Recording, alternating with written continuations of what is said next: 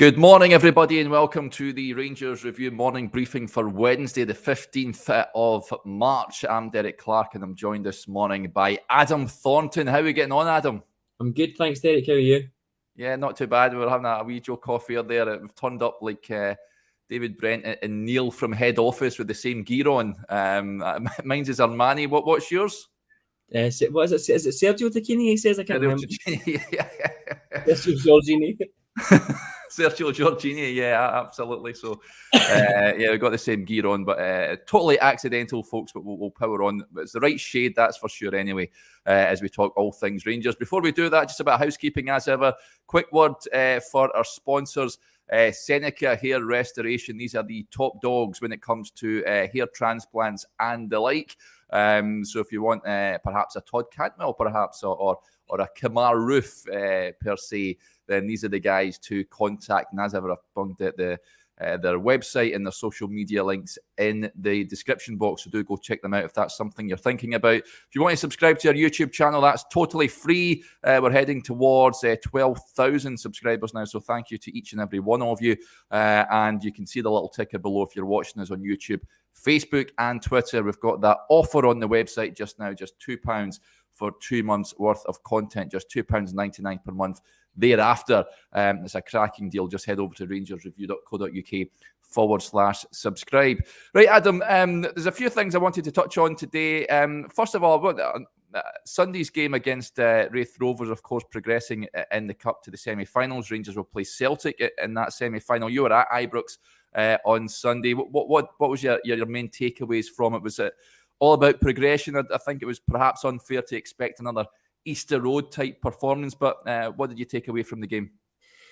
Yeah, pretty much just that. I think if you look at it, getting a goal before half time, getting a goal right after half time, and then wanting to put the cherry on the cake is just about par. It takes you back to the old kind of Walter Smith days where it used to go in and put a 2-0 or a 3-0 on Rangers at Ibrox, and pretty much it would come in every time. It kind of felt a little bit like that. I didn't get as maybe high as others did after Easter Road, because I think as we've touched on and as we know over the last few years, when teams come out and play against us, we've got a bit of space to play in. We do end up doing very well in those games. It is these more stuffier games that we struggle in.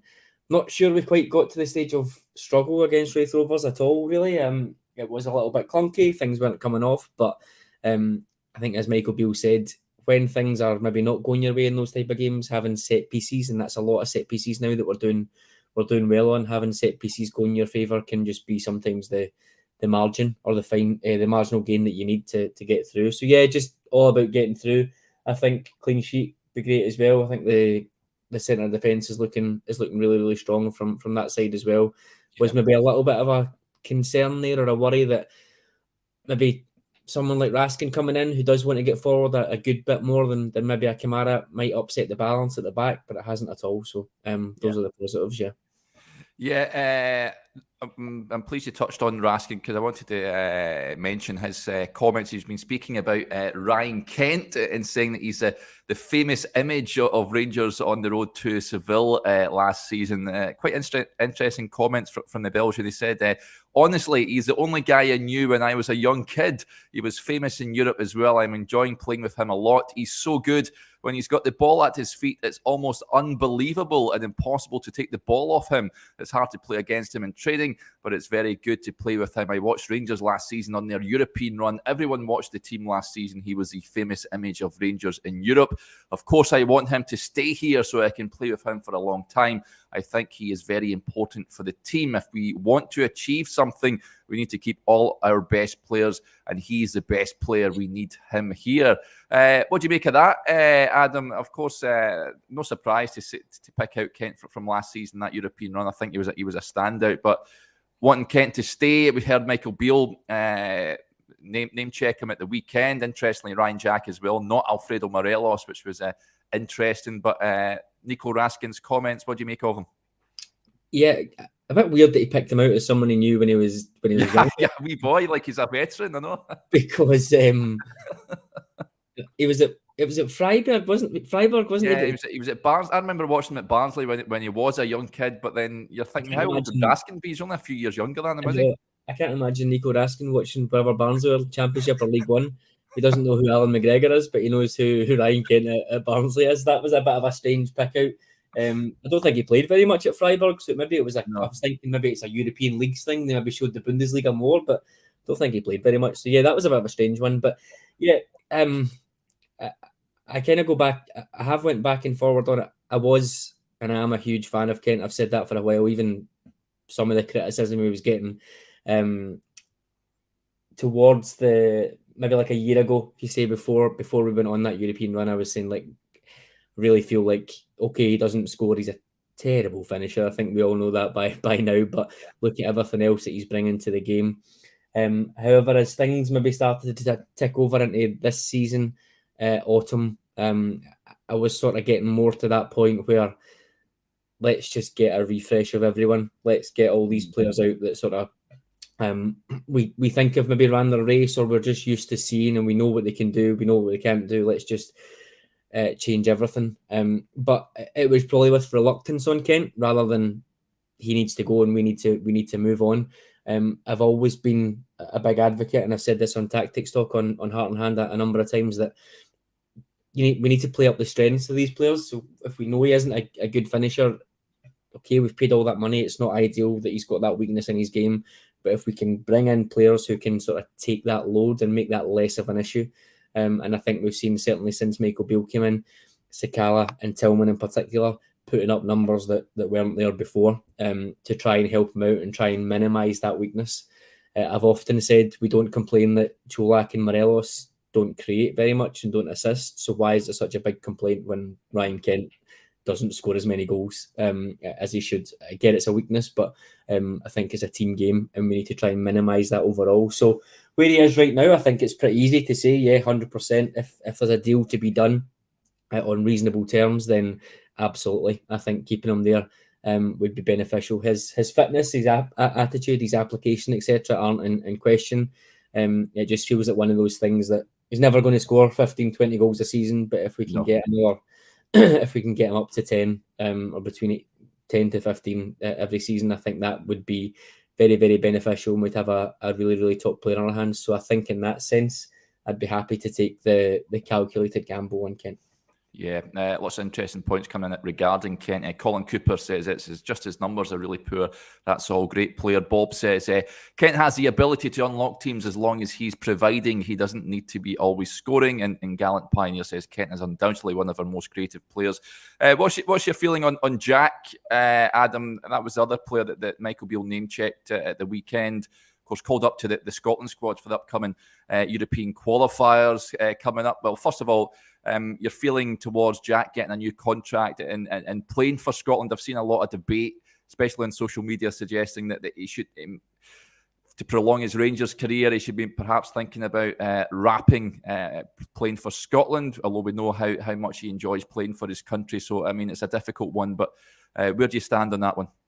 Yeah, I think I've been back and forward on Ryan Jack throughout most of his Rangers career. I've never quite taken to him in the way that some fans did in the early stages. I think the role that he's got just now is a lot more simplified, I would say, than what he had in the past. If you've got a Raskin playing next to him and you've got either Tiltman or Cantwell playing in that central midfield role as well, then it lets Ryan Jack do what I think he's best at, which is that sort of mopping up number 6 water carrier, if you like. So in that sense, absolutely, I think he's a great asset. As Blair said there, playing fit, I think, is the key thing. But keeping Ryan Jack around the squad in the way that we've maybe tried to keep Davis in Arfield, albeit he's a good few years younger. If we can do that this year, provided he's the only one out of those 3, I think if you try and keep lots of them, then you end up with players that are only contributing half as much. So from that side, I'd be absolutely happy to keep him on.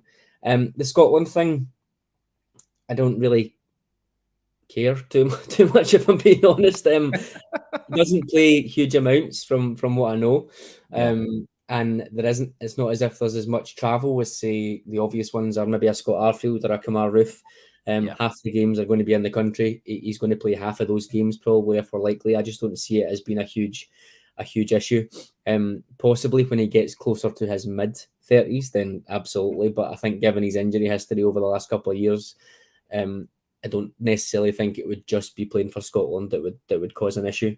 So yeah, I'm not too upset about that as others might be. I think it's a bit of a vaguer situation than just if he plays for Scotland, then he will curtail his Rangers career. I don't quite buy that. Yeah, in this international break, I'm sure the two games are at hand in Cyprus and Spain, if I'm not mistaken. So it's not exactly like he's going to be travelling halfway around the world. Glenn Kamara also incidentally called up to the Finland squad for their upcoming qualifiers against Denmark and Northern Ireland. Johnny Alcatraz raises a point. Wait till Roof is back in Jamaica, call him up. We'll cross that bridge when we come to it, Johnny. Let's get him back first of all before we start worrying about that. Interesting point at the weekend as well. I want to get your opinion on Adam and Kev Armstrong raises it. With talk of trying three at the back, where would Kent fit in that formation? Just the three in the back, taking that alone, Adam, it was interesting to hear Michael Beale touch on that at the weekend. John Souttar, of course, we've seen he came back. He's come back from a long-term injury, came on for Connor Goldson. I think that was more to do with he was on a yellow card and you couldn't risk him getting a yellow card that will force him out of the semi-final. John Souttar coming back in a back three of what would be obviously him, Goldson and Davis. What's your feeling around that? Yeah, Kev's a fellow Heart and Hander, so I don't know if that's a planted question or not, but it's an interesting one. Myself and Ali are going to do a little tactics talk video on this later on today, which will hopefully drop tonight. I've never been a massive fan of three at the back for Rangers. I feel like it's with the players that we have had or with the way that certain teams set it up, it feels unnecessary when we have 60-70% of the ball to play with three centre-halves. However, that being said, with the players that we now have, I think that sort of risk-reward is maybe not flipped fully, but it's kind of starting to level out a little bit. And if we think about Kamara possibly leaving in the summer, Davis leaving in the summer, the fact that Yilmaz is coming back to fitness, we've then got Raskin and Cantwell, hopefully Tillman, to fit into the team come the summer as well. It starts to make a little bit more sense for me. The back three, that Souttar, Goldson, Davies combination feels perfect as a back three. Someone who's very, very good on the ball on the left, someone on the right who's very, very good on the ball, really comfortable playing in a back three, is pretty physical. Goldson in the middle, who's a combination of both for me. He can do all of that, just sort of sitting in the middle there. It feels quite good. If we can use Souttar and Davies to sort of mimic maybe some of the stuff that a defensive midfielder would do, coming deep to get the ball or bringing the ball out a little bit, if we could get them to do that and allow us to maybe not play with a defensive midfielder or maybe just play with Raskin in the middle, then it might help us out, particularly when you think you'd have Yilmaz or Barisic and Tav playing as wing backs and playing a little bit higher up. It would help sort of protect that back line as well. Everybody knows those goals that we concede from the flanks. If we can switch that around a little bit and try and change that, it might help. In terms of Kent, I guess that really depends, but I would see if it's a 3-5-2, I'd see Kent maybe in there as a number 10 or even as one of the strikers if he switches that around. We've seen what he's doing with Sakala, Kent and Morelos. It kind of changes from game to game. It's maybe Morelos up top, then Morelos and Sakala, then Kent in behind, Kent on the left, Sakala on the right. It is quite fluid, so I think I would see that as the front three would sort of still be the front three, but it would just sort of change about. It's really everything behind that I think would be different. So it might help. Whether it looks sensible on paper to add another defender and get rid of a midfielder or something, I'm not sure, but there might be ways around that might help us out. Try and go into it in a little bit more detail on that Heart and Hand show later on today. Yeah, stay tuned for that, folks. Aldo says with three at the back, we'll need Tav and Barisic to be working hard in attack and defence. Thomas Waddle touches on your point about Kent. Adam, he says Kent number 10 role, 3-5-2 against Celtic. Can you see a back three in it? I mean, obviously the semi-final coming up in 6 weeks' time that is sandwiched in between two league matches. This back three experiment, can you see it being adopted anytime soon?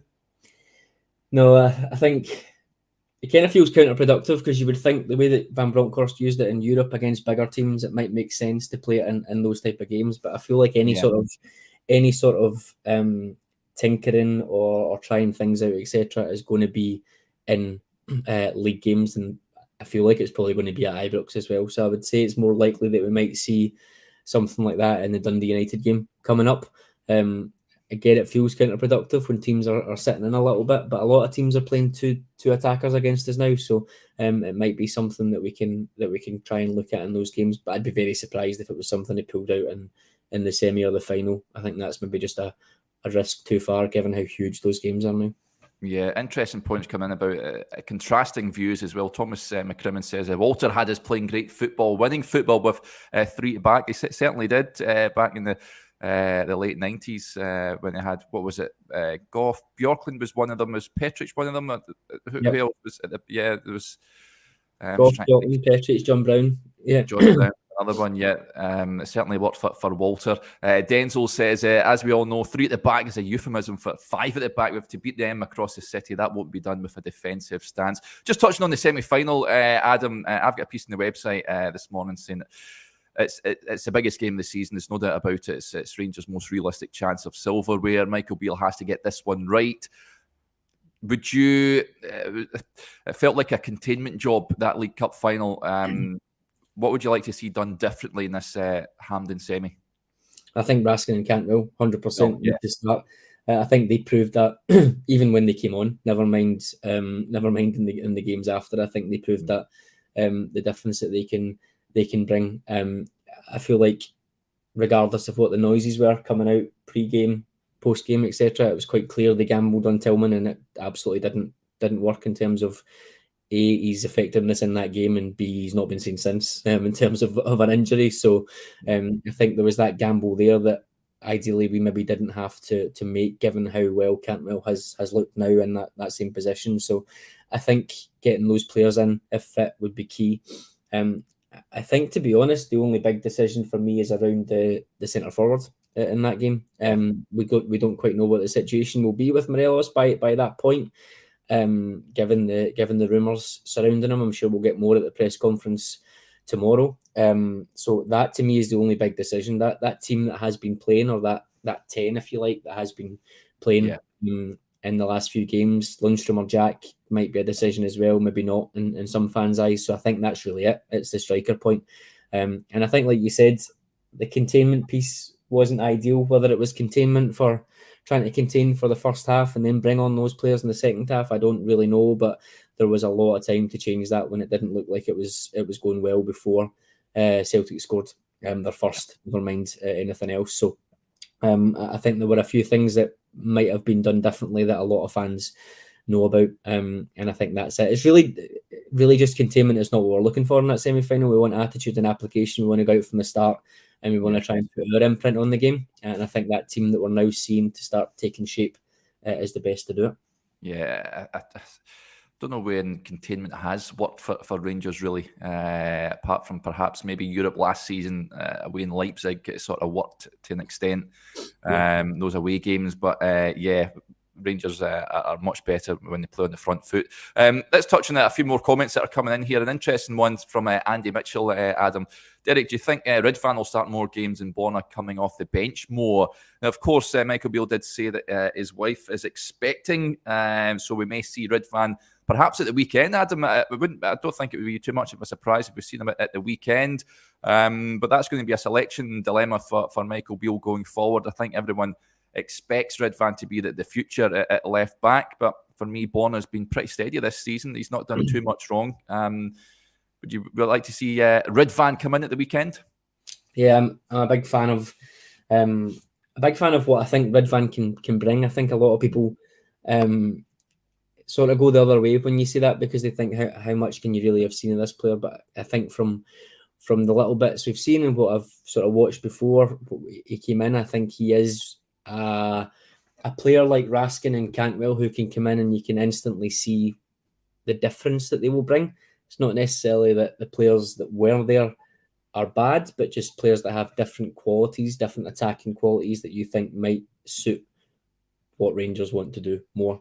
Barisic has been good this season. I think he's got the most assists for Rangers, if not in the league itself. He has been good. There's absolutely no denying that.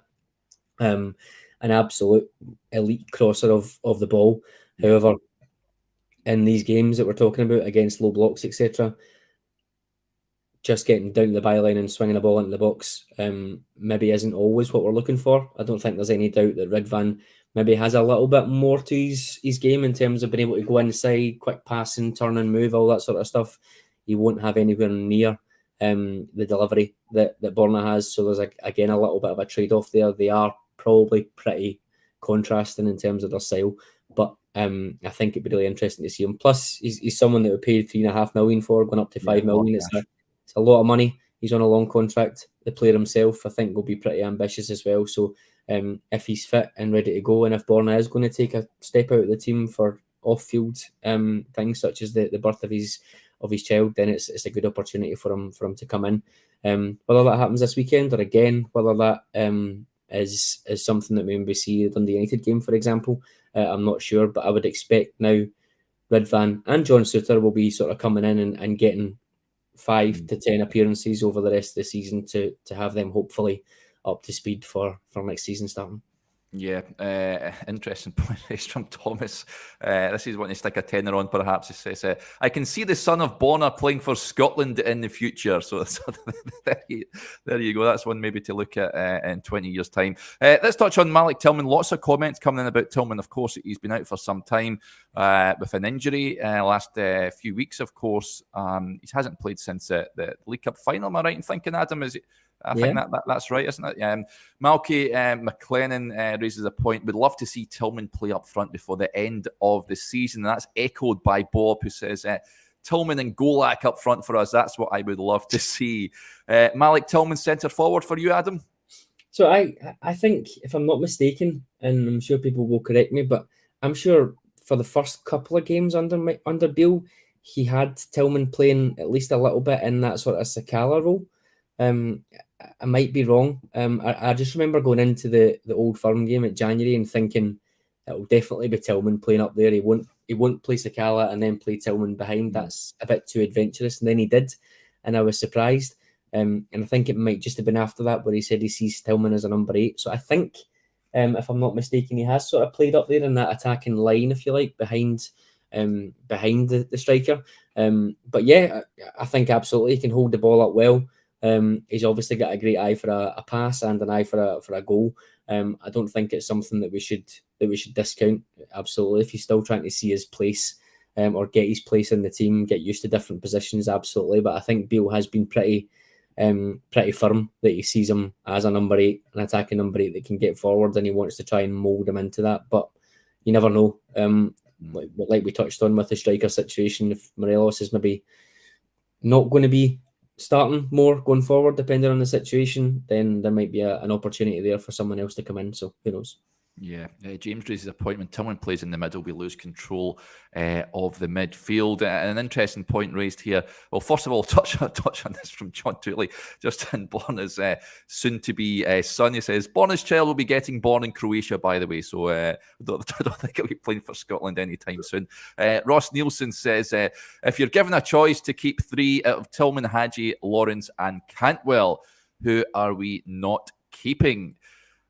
That's an interesting one. Of course, we've not seen Lawrence for a considerable amount of time, which has been extremely unfortunate. Hadji, likewise, he's slowly but surely been integrated back into the side. Tillman's been injured recently. Cantwell's not going anywhere. Lawrence, I would certainly keep.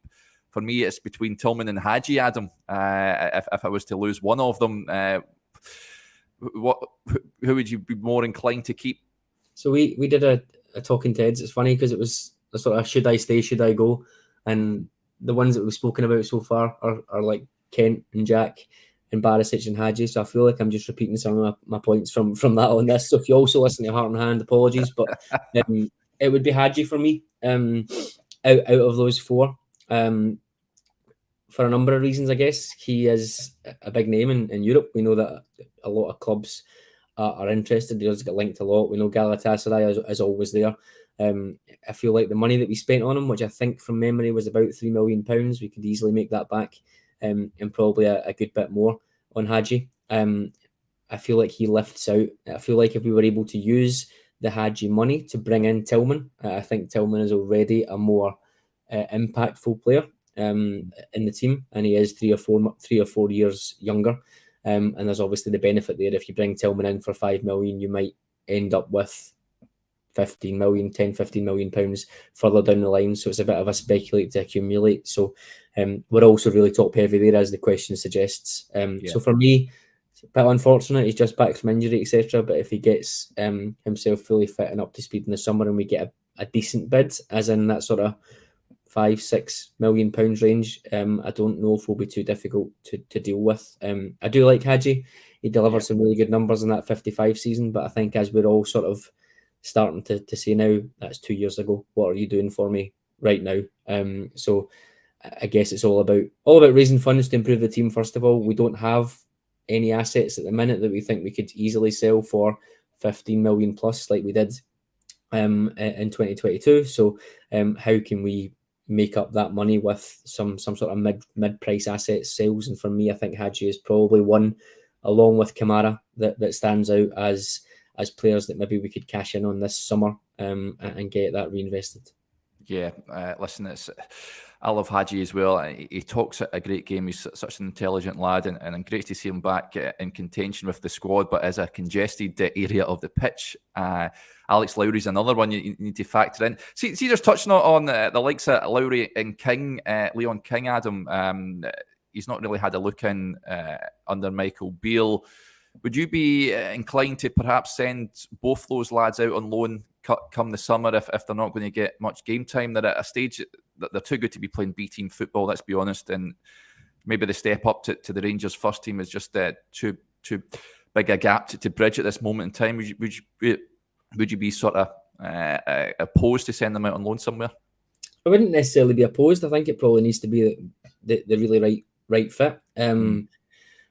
For King, I think the manager has said he got a lot of games in that. I don't know how many appearances it was. It couldn't have been far off 20. And it maybe would have done him better if that was spread out across the season. So I'm not sure if there's just an element of care there, because he was part of a few teams that took a few doings. I don't necessarily think his performances were awful by any stretch of the imagination, but he was sort of part of that, which is never nice. And he almost hasn't had the opportunity to build his confidence back up with this run of wins that maybe a Ben Davies or whoever else has been able to do. So I do feel for him in that sense. If there was an opportunity for him to go out somewhere, then absolutely. But I think it needs to be a really, really solid loan. I'd be looking at English Championship as a minimum. I think I'm not sure he learns too much personally from playing in the SPFL, even for a Hearts or an Aberdeen at this stage. With Lowry, again, it needs to be a really, really right fit. He's obviously going to need to be in a team that have a lot of the ball, play decent football. Again, I'm not sure there's much SPFL-wise. Maybe a season at Hearts for Alex Lowry might be something, if that was something they were in any way interested in. I don't know. Other than that, I don't know. It's very difficult. You know yourself from your time down there, Derek. Championship and League One are pretty unforgiving. So it's a bit of a tricky one, because you kind of want to toughen him up and get him improving his sort of off-ball stuff and his physical stuff, etc. But maybe Lowry is one that at this stage it maybe benefits him more to just stay around the team, try and be fit, work around the Rangers players, and get as many appearances as he can over the next 15 months or so. And then there's a decision that needs to be made the summer after. So I think they're probably both. I think both are similar in terms of potential and quality and maybe stages that they're at. But I just think the types of players and personalities, to be honest, that they both are, I'm not sure there's a one-size-fit-all for them. Yeah. I'd like to see them be sent out on loan down south. Not just that, it's just moving away and growing up as a person. I think living away from home, I think would do them the world of good. I'm not entirely sure that a loan in the Premiership would be entirely beneficial for them, but it's certainly something to think about come the summer, that's for sure. Right, folks, that'll do us there. Big thanks to Adam as ever. Adam, you mentioned where can folk find you on Heart in Hand, all the shows that you do on there, if they're not already familiar with your great work on that podcast? Yes, you can join us at patreon.com/Heart and Hand if you would like to hear more from myself. Absolutely. We do 3 shows a day, up to 5, depending on match day coverage, etc. But yeah, you can find us there. There's also obviously 2 free shows a week at the usual podcast places and also at YouTube Heart and Hand. You can have a look there. Sensational stuff. Well, big thanks to Adam as ever. Big thanks to everyone for interacting with the show. I'll be back again tomorrow. Stevie Clifford will be joining me, so we hope you can join us for that one. Until then, enjoy the rest of your Wednesday. Bye for now.